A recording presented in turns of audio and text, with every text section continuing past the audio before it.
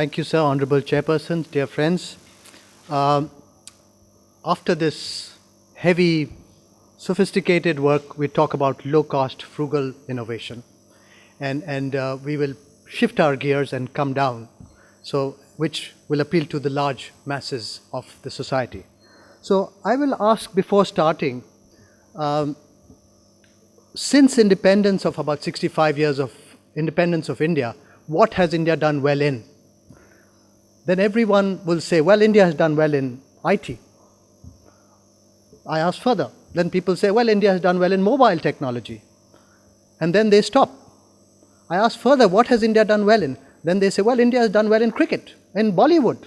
And they stop there. But what they don't talk about what India has done well is in agriculture. We had the first green revolution in the 70s. We are having the second green revolution now. We don't need grains, we are exporting them. We have done well in pharma. We are the pharmacy for the world. Our drugs are being exported to most parts of the world. We have done well in medicine. We don't have to go out of this country for any treatment. Having said that, there are problems. Health is not available for all in this country, and emergency medical care is a next frontier where we need to do a lot of things, and that needs to be developed. So we are sitting here at All India Institute. We have celebrated our 50 years in 2006, and it was judged as one of the top 10 hospitals in the world by the Newsweek, treating 3.5 million patients at the cost of $1 per day, with the same infection rates as anywhere else in the world.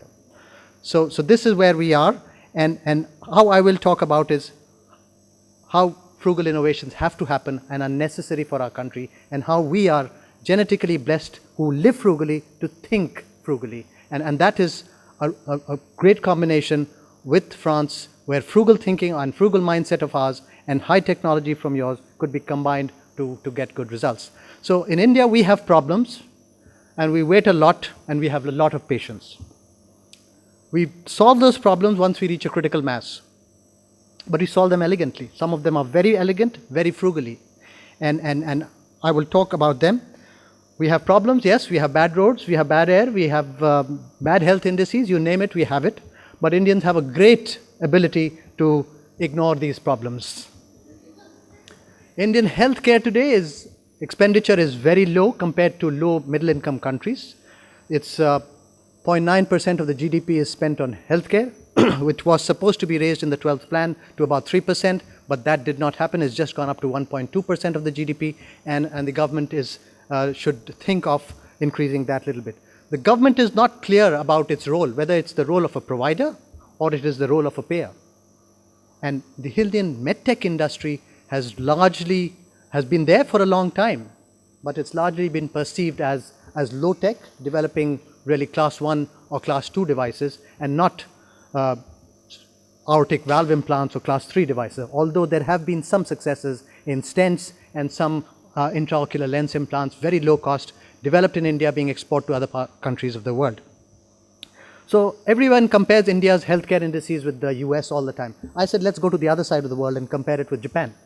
So our life expectancy, is low compared to Japan. Infant mortality is still high. Expenditure of GDP is only 4.2% versus 10.1% in the US. And the number of hospitals is just double that of in Japan. So the number of hospitals is a problem, number of physicians is a problem. I am talking the negative things first, and then I'll come to the positive things. Number of physicians is a problem, number of nurses per patient is a problem. We have a double burden of disease. We've still not taken care of malaria, filaria, leprosy, tuberculosis, and we're having the non-communicable disease epidemic. We have 42 million cases of diabetes, 62 million cases of coronary artery disease as we speak today.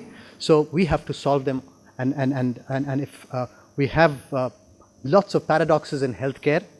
30% of the public hospitals like this cater to 80% of the population. There is some lack of maintenance in these hospitals, but the government has started a new program, Kaya Kalp, and that is having some effect on modernizing these hospitals, and we are seeing it even at our institute. The private sector is absolutely unregulated. There is lack of accountability in private sectors. They are doing whatever they feel like, and although sometimes very good work, but it needs to be questioned and needs to be accounted for. And India ranks, as I said, people don't have to go out of this country for treatment. People are coming to this country for treatment. India ranks number 2 in medical tourism in the world because of the low-cost healthcare. However, there are problems, and the problems are that 39 million people fall below the poverty line every year because of health-related expenditure, and most of it is related to imported technology. And imported technology is expensive, invented in the West and marketed in the East. The problems of medicines, imported medicines, has largely been addressed by generics. Now we are exporting medicines and we don't need to import medicines. In fact, many of the retroviral drugs are people come as tourists from Australia and carry those drugs back to Australia, purchase them over the counter and carry them to Australia. So this problem has been solved, but we need to address it for medical technologies and for medical devices. But the strength of India is this is a large population, large unmet need. We see more problems than any physician in any part of the world. So we are in a unique position to think of solving these problems. There is a large engineering talent, and as I mentioned, we are naturally innovative, sometimes genetically endowed for this jugaad or frugal innovation or low-cost innovation. The government has also started having a greater belief in this our innovative mindset.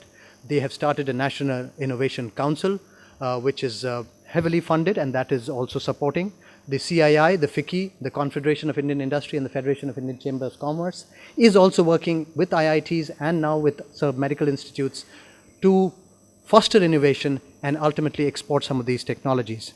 But what we are going to see is that this is a huge healthcare technology is about a $200 billion industry, expected to be by 2025.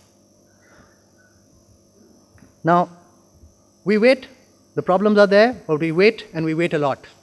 However, when the problems reach a critical mass, we have an impeccable record of solving them cheaper, better, faster, and in a scalable manner.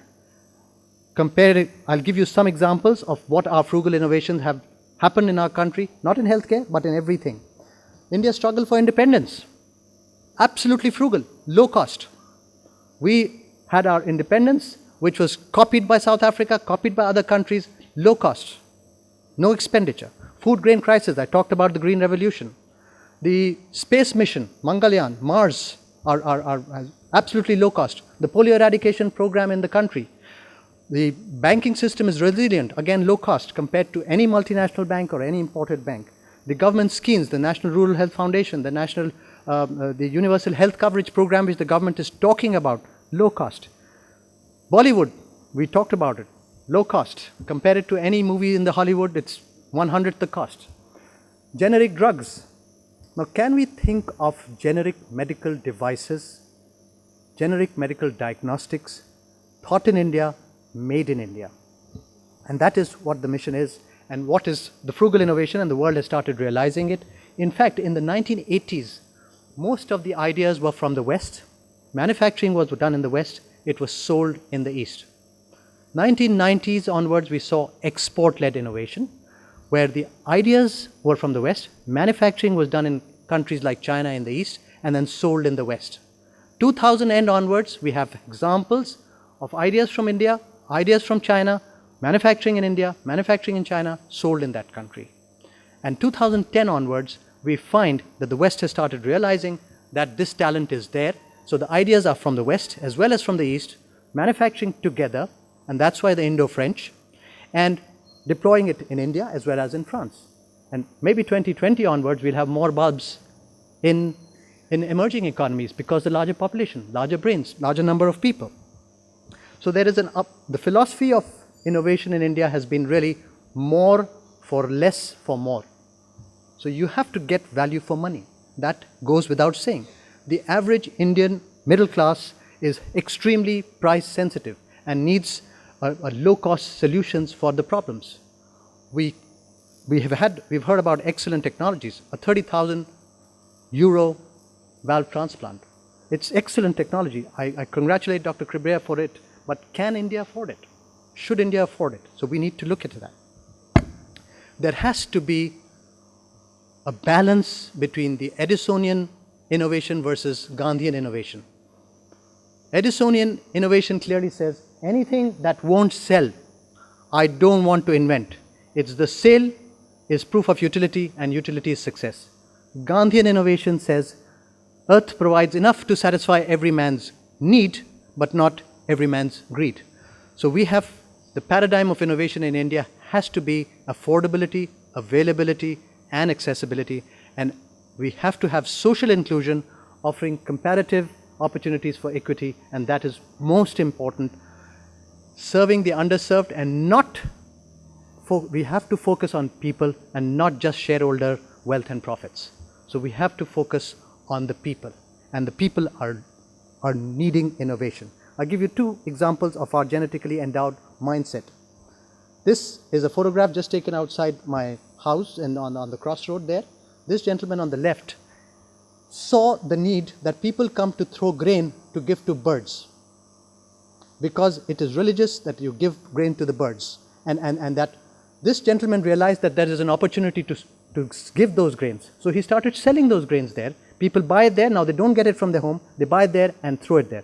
In the evening, he cleans that place up. So the place becomes clean, and he recirculates those grains. This is innovation. I mean, this is low cost. Similarly, look at this gentleman on the right.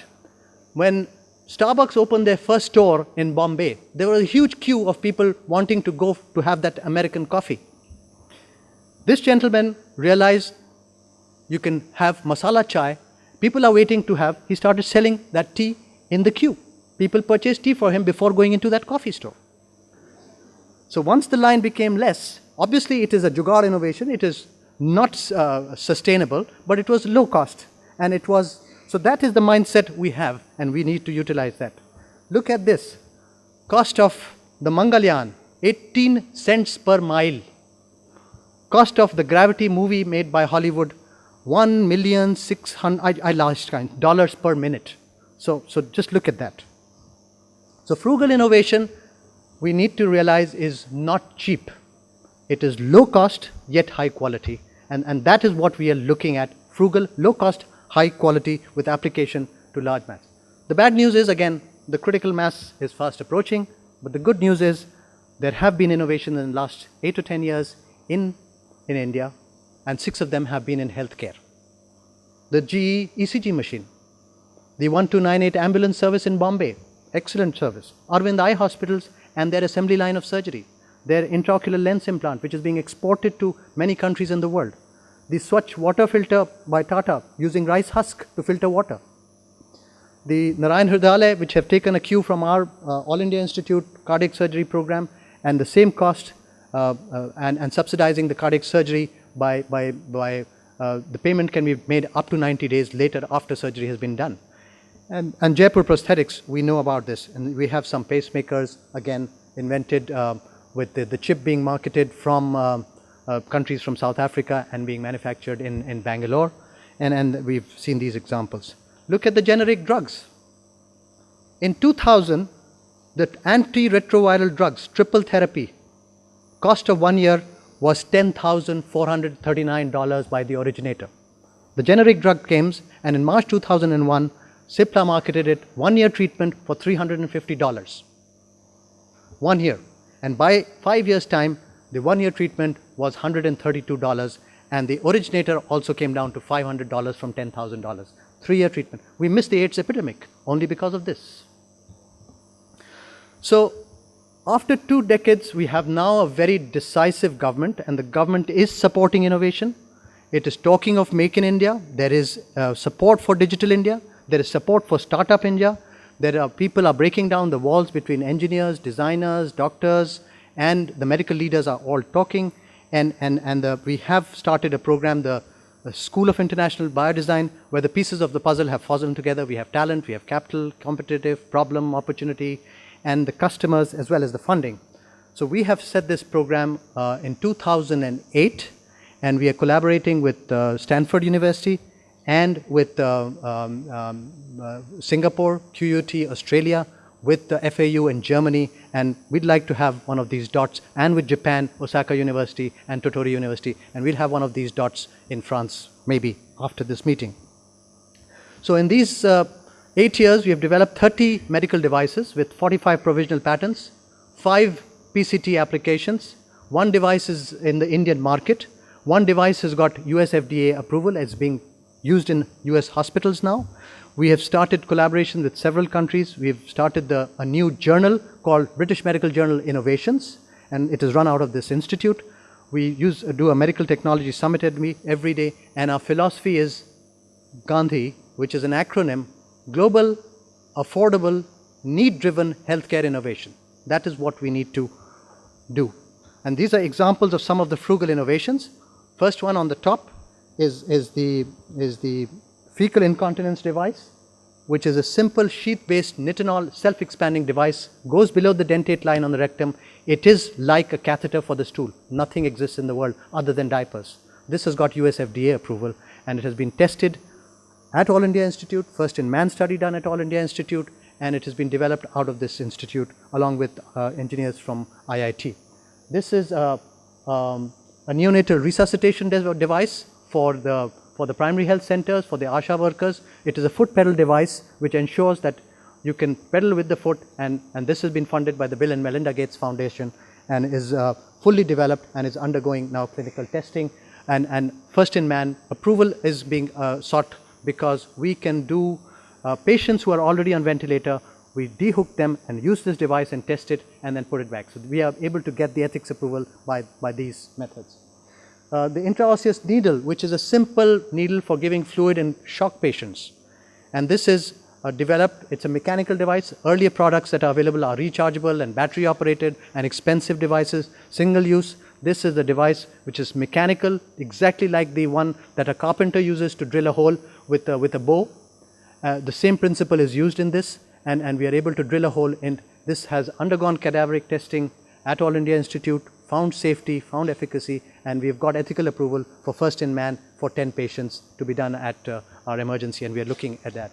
This is a cardiopulmonary resuscitation device. This was funded by the Wellcome Trust London, and now we are in negotiations with BPL to license it out to be available. The conventional CPR device is about 30,000 euros, and this will cost about 2,000 to 3,000 euro for making this device. And it has an advantage that it has got sternal compression, circumferential compression, and circumferential decompression, which none of the devices, and that is how we have got our patent for this device. This is a simple, very simple device. We have 15 million road traffic accidents every year in India, out of which 5 million are lower limb fractures. There is nothing to stabilize the lower limb on the periphery available.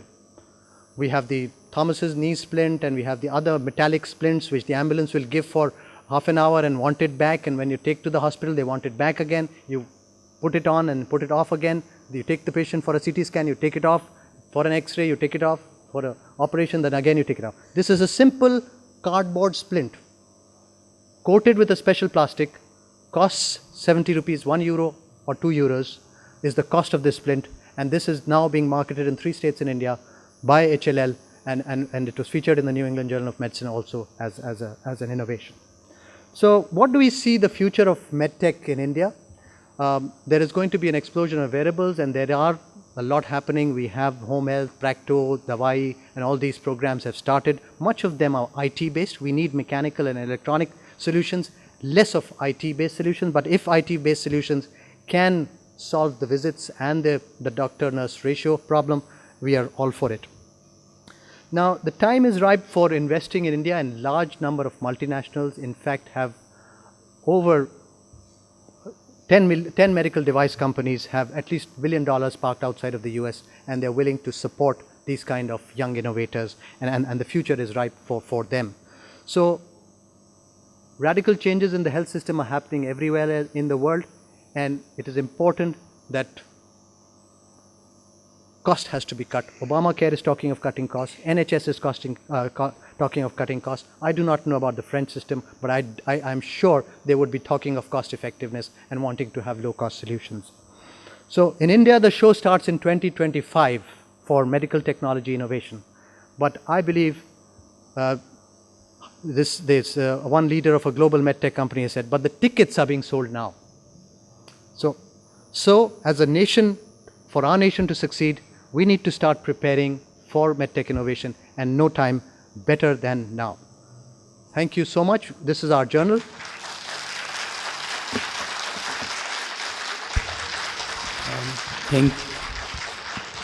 Thank you, Balram, for thought-provoking lecture. If there are any comments, yes. Thank you for telling us, sir, that medical innovation requires being frugal also and requires good quality. But, sir, one point is quality by whose yardstick? We should be the ones who determine our national qualities. I know, and this is no pun intended on our own Mahatma Gandhi, but wearing a dhoti sometimes in a hot summer month is more convenient than dressing up in a pant and suit. But provided nobody laughs at us. That is what I think. I think there has to be a change in mindset. And I remember you asked a question about screening in the previous session. Yes, sir. So I want to just add one more point. The mindset has to change. Yes. Screening for any disease does not reduce mortality other than 3 diseases. Cervical cancer in women, Okay. oral cancer in men and women, Okay. and breast cancer. Okay. And more recently, it has been realized by the Swiss study that even screening for breast cancer is not useful. So we don't need to do too many tests. We are Yes, just sir, going definitely. the Western way by trying to screen and be satisfied that we have no disease. But we need to screen for the risk factors. Yes, sir. Our yardstick should be different. Yeah. So not only frugal in devices, but also in testing and screening. Yes.